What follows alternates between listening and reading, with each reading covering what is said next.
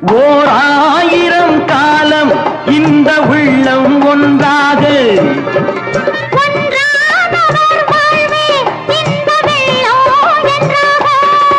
துணை தேடி வரும்போது கண்ணில் என்ன நாணமோ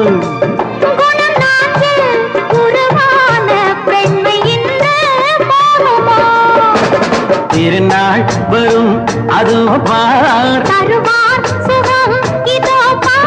திருநாள் வரும் அதோ பார்